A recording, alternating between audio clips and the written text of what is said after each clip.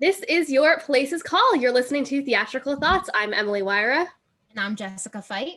And today we are joined by Marc Levine. Marc is a Broadway producer who has worked on shows such as Hadestown, Company, Be More Chill, Lifespan of Fact, and many more. And he is currently working on a new show called Fly More Than You Fall. Marc, thank you so much for joining us today. How are you? Oh my God, my pleasure. It's so nice to meet you both. Very excited to be part of your podcast. We are so excited to have you. We've been looking forward to this. Same here. Absolutely. Same here. So we love to open our show with our 60-second life story segment, which is exactly as it sounds. I'm going to set my good old stopwatch and you're going to give us, your whole life in a minute. No pressure. No pressure. 55 years and 60 seconds. All right. I'm ready for the challenge. Per year almost. I'm ready. Tell me what 60 seconds goes. Ready for this? All right, here we go. I was born in Long Island, New York. I grew up with a mother who loved community theater, and I did community theater watching her as a young man myself. Loved Broadway. They introduced me to Broadway at a young age, got to see Pippin, and here I am 11 years later. I've been raising money for shows, bringing investors into shows, and just found a beautiful show called Fly More Than You Fall in Utah a few years ago, and I've been working to develop it under COVID, and right now we're like moving forward, and I think the show has the best of Dear Evan Hansen, Come From Away, Pippin, some of my favorite shows of all time, and I am so excited about sharing my new passion of theater, which has been going on for 11 years, with everyone listening today. Open to all questions, and that's me in 52 seconds. Oh, and the other 10 seconds, I'm born 6/6/66, so I'm as crazy as you need to be to get into the world of theater, and I am done. That was amazing. Crazy as you need to be. Crazy as you need to be in the world of theater. That is facts. I mean, it is fascinating industry, but we gotta love it. We gotta love it. I do. So now you mentioned that you kind of grew up surrounded by the arts. So I guess, how did you sort of find your passion for it? My mother did community theater as I was growing up, and she brought me along to usher at the plays when I was like 8 or 10 or whatever. And they introduced me to Broadway at a very young age, would take my siblings and I into the theater, and I loved it. And as I said, the first show I saw was Pippin with Ben Vereen, and was very upset a few years ago when I had the chance to join the co-producing team of Pippin. The timing didn't work, and I was unable to join that producing team. And it was such a beautiful revival with Andrew Martin and great cast, and the creative team on that show was fantastic. But things come full circle, and now I'm, going into raising money for my own show, and I want to be the father, the parent of bringing this young musical to Broadway. Yeah. So exciting. It must be such an exciting prospect to kind of work on something from the ground up like this. Yeah, it's very exciting because in the past I've raised money for shows, both off-Broadway-ish with Be More Chill, which was a few years ago, and in London with a revival of Sideshow, not a revival of Sideshow, a revival of Carousel, Showboat, and then got to do Be More Chill is in London now. I was involved with Company that was in London last year and that won the Olivier Award for Best Revival. So I am now living with someone named Olivier, and got a Tony last year. Fortunate enough to be involved with Hadestown, like you mentioned, which won the Tony. So now I'm living with an Olivier and a Tony. So we have a wonderful relationship. They just sit on the mantle. They don't bother me. They don't talk back. And let's see what the future has in store for this new show that I found on my own. And I love being parts of these producing teams on these shows and getting to work with some great lead producers. I mean, like the best, and getting to sit in on the meetings. And it'll be a whole nother journey now that I'm the one that got the rights and is undertaking this show. So Yeah, that's awesome. And just the fact that you like have these awards, I would just put them like right behind me in my Zoom. So whenever someone came on the Zoom, you'd be like, oh, that's cool. I know, I used to set it up this way, but in my office, I keep those at home, and I'm in the office now. And, it's good. I still have, the Tony Award, the nomination certificates for like Carousel got nominated for Revival, and Be More Chill got some off-Broadway kind of, before it moved to Broadway, nominations. So yeah, I'm like, it's really fun. It's a very fun passion, as you guys are pursuing it as your passion, and your theme was Hamilton, and you have the musical notes behind you. So it takes a unique kind of crazy person to want to enter a field that's so like we didn't have any work for the last year, theater or catering. I'm involved in the catering world, and those are two industries that were like basically closed down. So Yeah. the lockdown did give me time to focus on Fly More Than You Fall, and it gives me the opportunity to kind of do some calls and spend a little more time that way. That wasn't taking away from my other work. Yeah, definitely. So pre-pandemic, walk us through a day of your life when you're working as a producer on Broadway. Sure. Pre-pandemic, it was a lot of me promoting the shows that I'm involved with. I'm currently on Company, which has announced its reopening, Hadestown, Tina, the Tina Turner musical, and those were the three shows I had on Broadway when the shutdown happened. And American Buffalo was about to go into rehearsals, so that was loading in. And then I had some shows that I was working on coming down the path. The Britney Spears Once Upon a One More Time, which is going to be announced. It's going to be running in DC for a month, end of November, end of December. So a lot of my day pre-COVID was trying to put together group nights to get my friends to go to the shows. Because not only do I like to get involved on the producing side, but as a co-pro, you get to go to the meetings once every few months, the marketing meetings. But I like to do a little more. I like to try to get groups of people together to go to the shows. So a few days before the pandemic, I had 121 people at Company the Monday night before the shutdown. So for myself and a majority of my friends, investors, and theater lovers, Company was the last show we all got to see before the shutdown. So I'm either spending my day trying to find other projects to get involved with on the co-producing side, and meeting and talking to prospective investors to see if they're interested in getting involved with a show. I get asked a lot.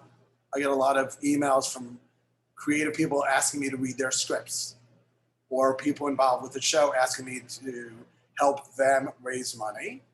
Or what I like to do is try to meet with as many young people, or not even young people, people that want to start raising money for shows and get their foot in the door as a co-pro.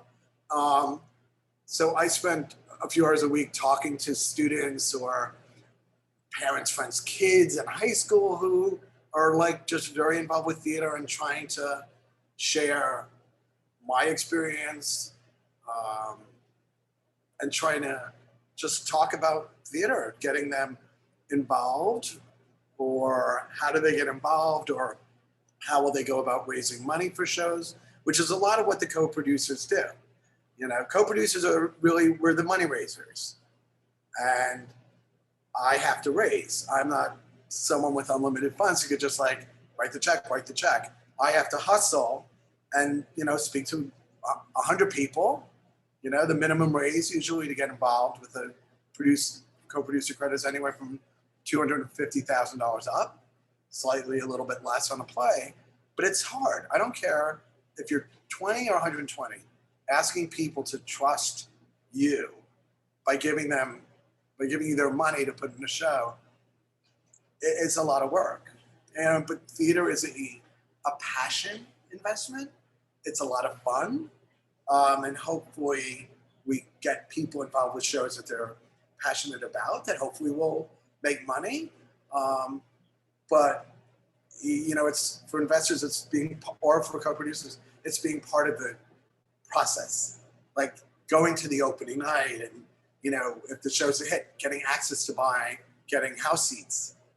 When like, oh, your grandma's coming up, all right, call me up. I'm gonna get you and your grandmother tickets to help get you tickets to go see, Tina or Company, when they sell out. So those were my pre-COVID theater days. And now my post-COVID, as much as post-COVID we can say that we're in, is telling investors on a daily basis about Fly More Than You Fall, trying to get people interested in a truly new musical that's not based on a board game or a movie or a TV show, because I need to still hope that there's space in the Broadway landscape for shows that are truly original, like Come From Away and Dear Evan Hansen and Fun Home and those type of intimate shows that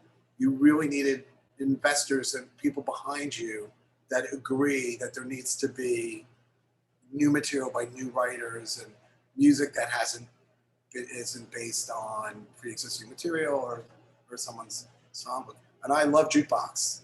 I was a producer on Your Feet, the Gloria Estefan musical. I saw it probably 200 times. I loved it. I saw it in Dallas. I used to be like a roadie. I would travel around just to see On Your Feet, like in the movie Almost Famous. I loved it. And the Tina Turner musical now, Adrian Warren is the best. So I love all types of plays, all types of musicals. And when I saw Fly More, it resonated with me as such a beautiful story and such beautiful music that I think there's a space for, as Broadway opens, as theater opens, to appeal to a very wide range audience. I love Be More Chill. I was part of Be More Chill.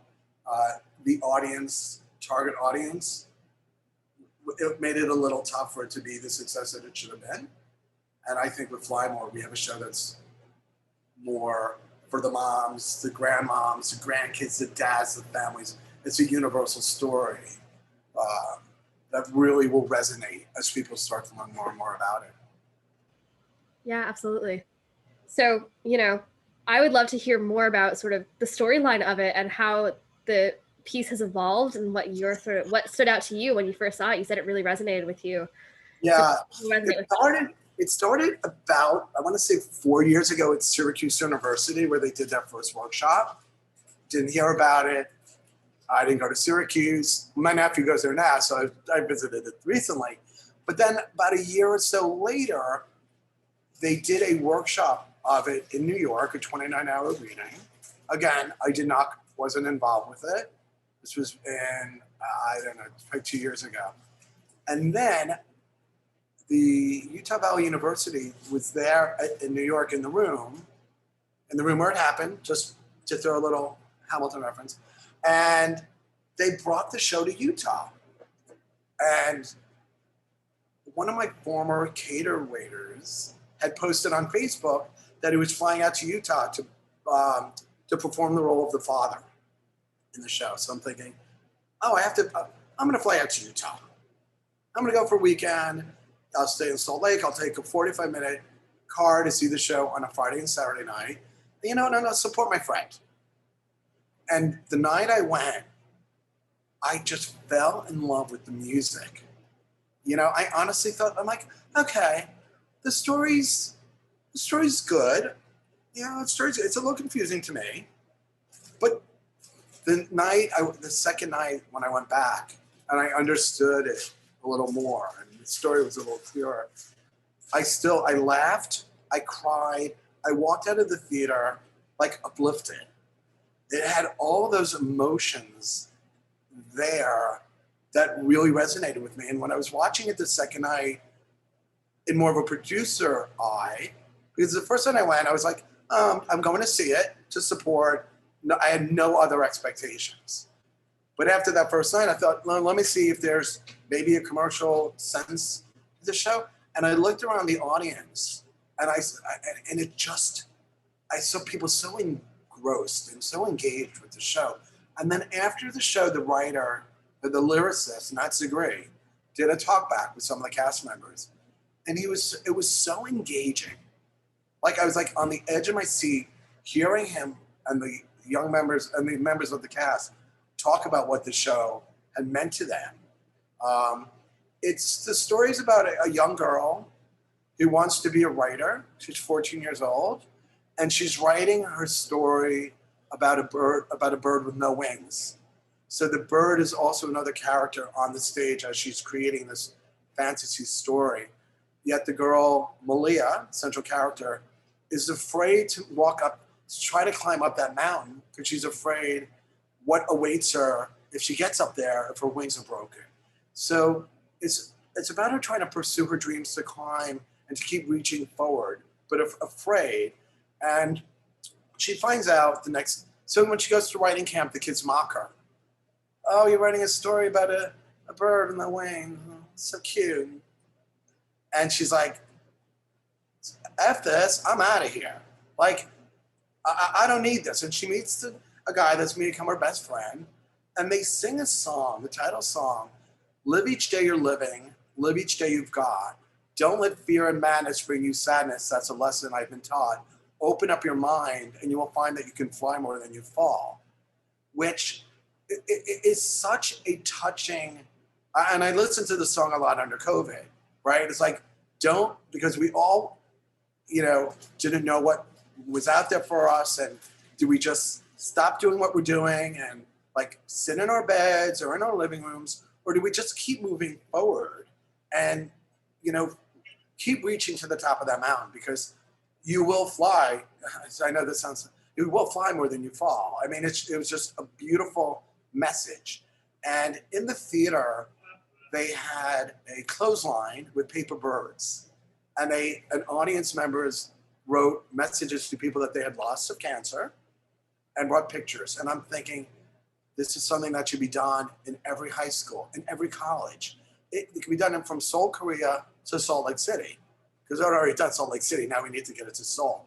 It's a universal message. And like I said, I left. A lot of people said, how did you feel when you left?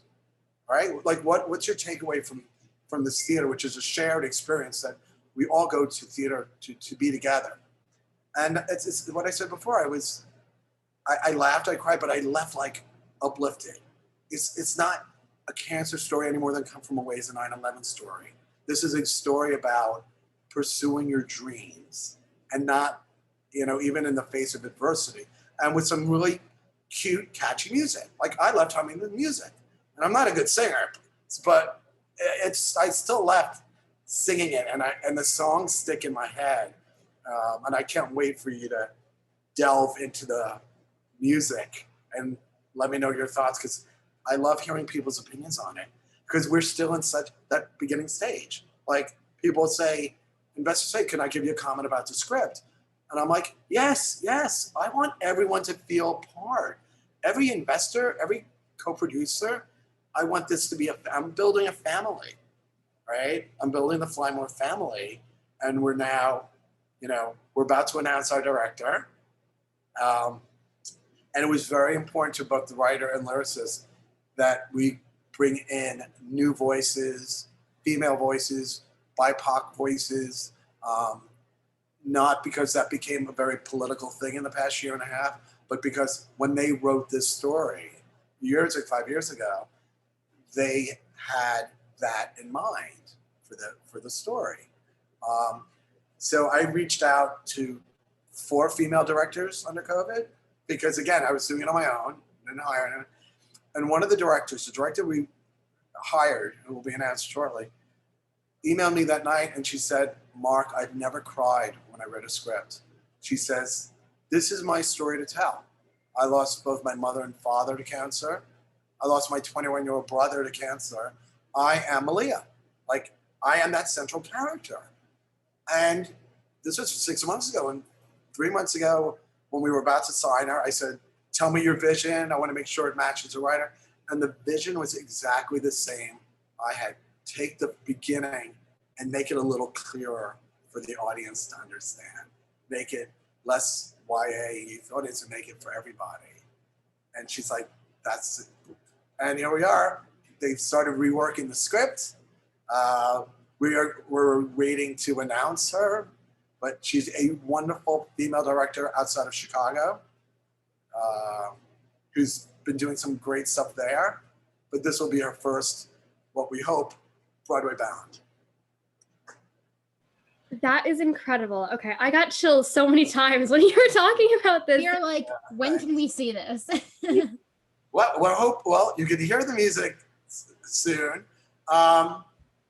When you could see it, we are hoping to be going to a few states within the next 6 months to do little writer retreats with a kind of maybe 1 hour concert version of it, 5 numbers towards the end. And as far as other updates about the show, I'll share them with you and your listeners as they are ready to be shared. Well, we are so excited. Fingers crossed all goes well. This sounds amazing, and it seems like such a powerful story. Like, this is the epitome of what we love about the theater. It's amazing. This is amazing. Yeah, I think so. Look, I'm climbing up the mountain, right? I'm putting as many roadblocks in my way too. I'm a first-time lead producer. This started under COVID. No one knows what the future, what Broadway is going to look like in the future. But we're taking a very slow path as far as going out of town, kind of like what Dear Evan Hansen did. I want to build this up out of town. I want new voices to be exposed to this show, you know?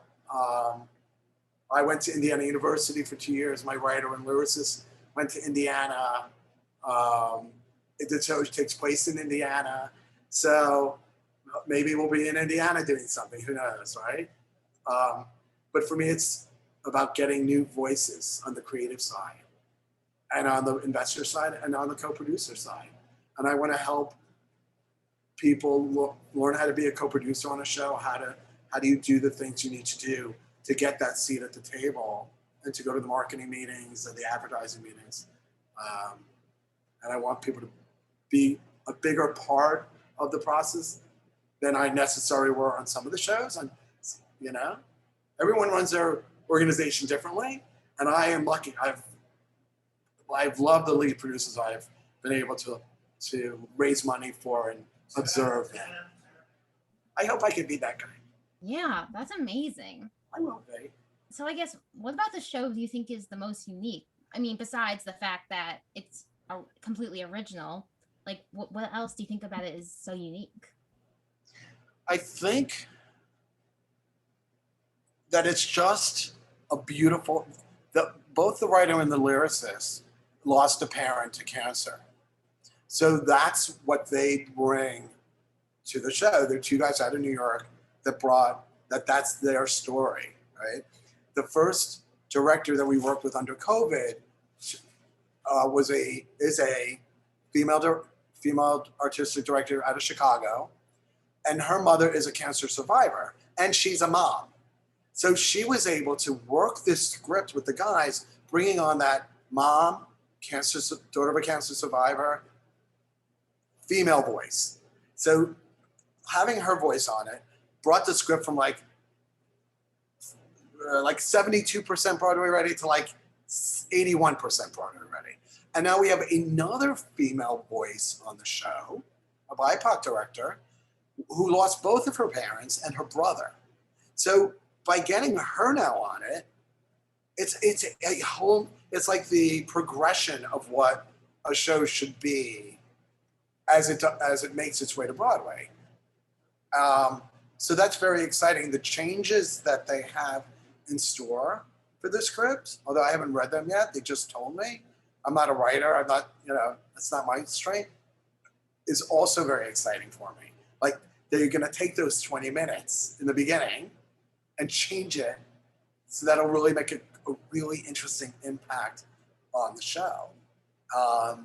And I'm hoping we had another few songs, because people are getting tired of hearing me play it in my office over and over and over and over and over and over again. And these guys, the writer and the lyricist, Nat and Eric Holmes and Nat Segre, are super, super, super talented guys. Nat played oh my God, $1 Million Quartet, Jerry Lee Lewis, sorry. You know, so he's got that outgoing personality. And Eric has written for The Good Wife, and the sequel to that, which is on Apple or Amazon Prime.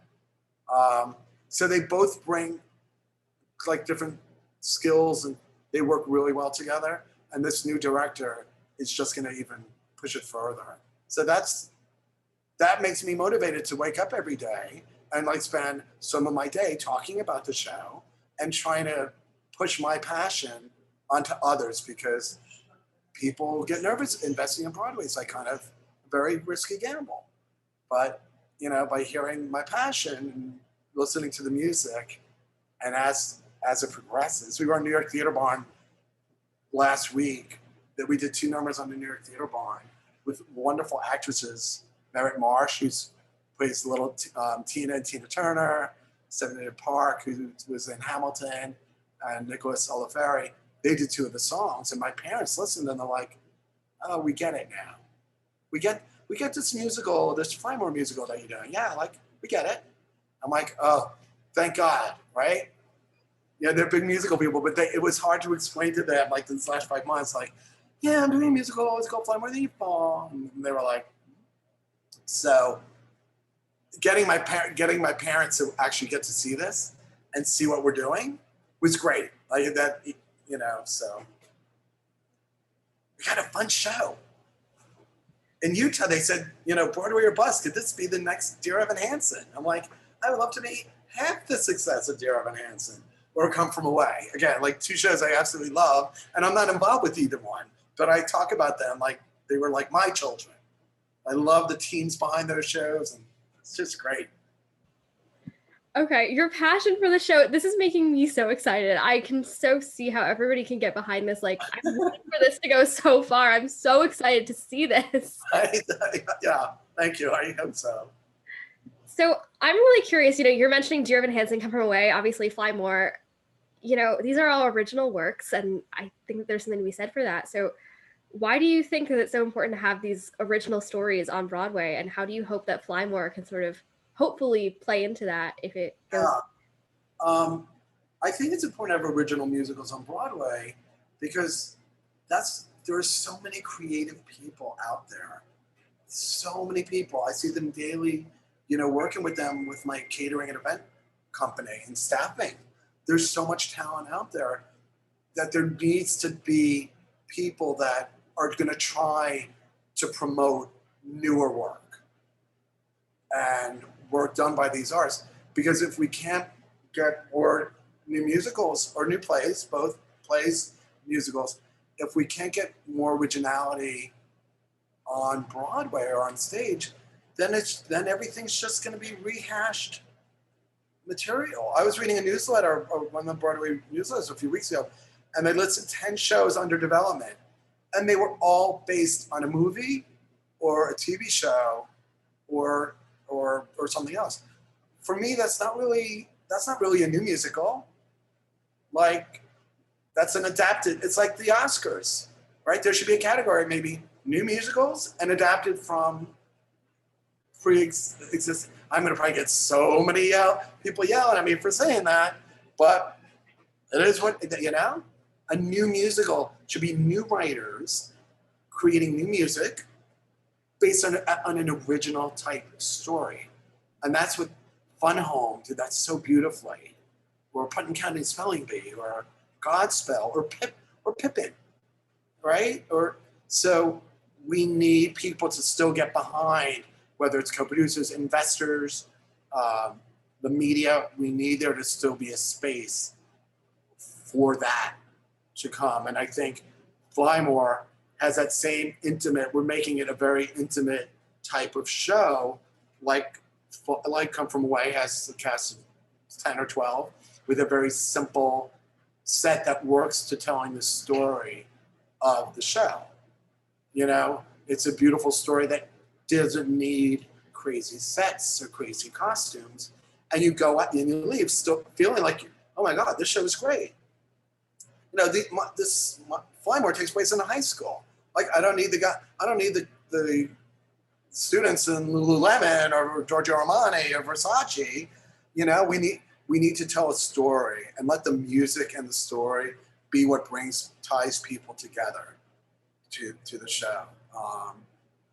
And I hope by giving the show new voices and giving exposure and the opportunity for new voices to be part of the Broadway landscape, you know, yes, it's 10 more rocks because I'm not hiring name brand this, name this. But if I'm going to walk up to climb to the top of the mountain, let me see what awaits.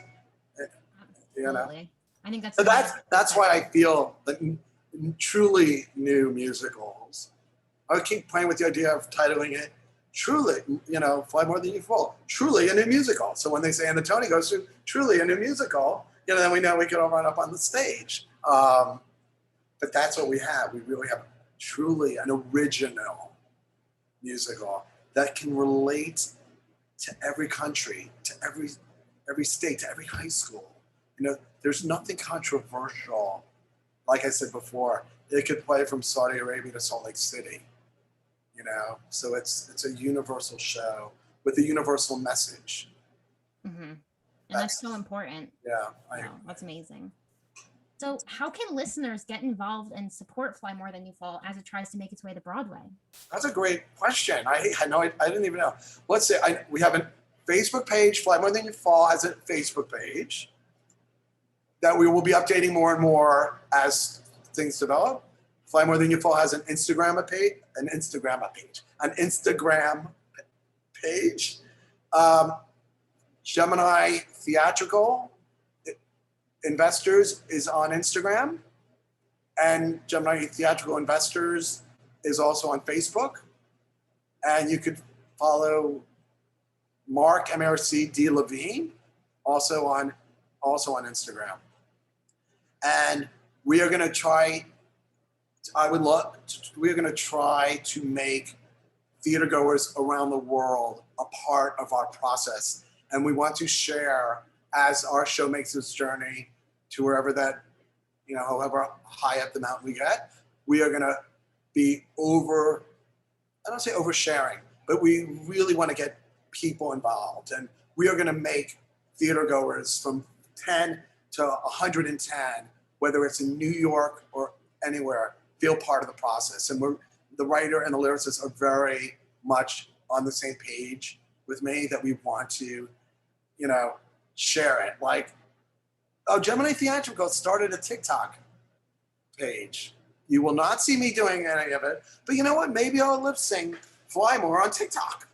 You know, the music is out there. The songs are on our Facebook page. So like, anyone listens and wants to do a TikTok to the main song, or again, I am 55, so I do TikTok a few times with my nephews and nieces, and that's it.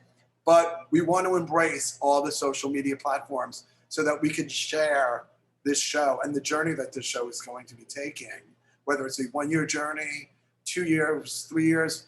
Some shows it started in Syracuse like 3 or 4 years ago. And if we make it to Broadway, that's probably going to be another good year and a half, 2 years. So I want everyone to be a part of the process, especially because our music is so catchy now. And yeah. Find a way, follow Fly More, follow Marc Levine. Just don't show up at my apartment and follow me. Just follow me on social media. And if you guys need anything, you guys just know how to reach out to me. Thank you. We'll have good seats for opening night. I can't promise you center orchestra, but you know, we'll figure that out. Oh, we'll make sure we're there. All right. I am so excited about this show. I hope that it goes so far because I want to see it so many times. Like, I want to see it all the times. This is amazing. We're your best audience members. Oh, Thanks. This is great. I can't wait. I really hope you are as passionate about some of the songs as I am. I think that based on how you're talking about it, we probably will be. I hope so. Well, best of luck to you. This is incredible. And I hope that our listeners can go follow on all of the platforms and really get behind the show, because I think that the story here is so worth telling, and support original musicals on Broadway, obviously. And this is so exciting. Thank you so much. Thank you so much. I'm so glad I got to meet you two and be part. And I wish you two the best of luck with your podcast. It is so exciting. I love that you're doing this. I love it. We love hearing about this. And as he said, to connect with Marc on Instagram, follow at Marc D. Levine, where you can keep up to date on all updates for Fly More Than You Fall. Marc with a C, Marc with a C. Yes. Yeah. And be sure to follow Theatrical Thoughts at Theatrical Thoughts Podcast on Instagram as well. Thank you so much for listening. Thank you again, Marc. And we will see you in the next one. I look forward to it. Thank you. Bye.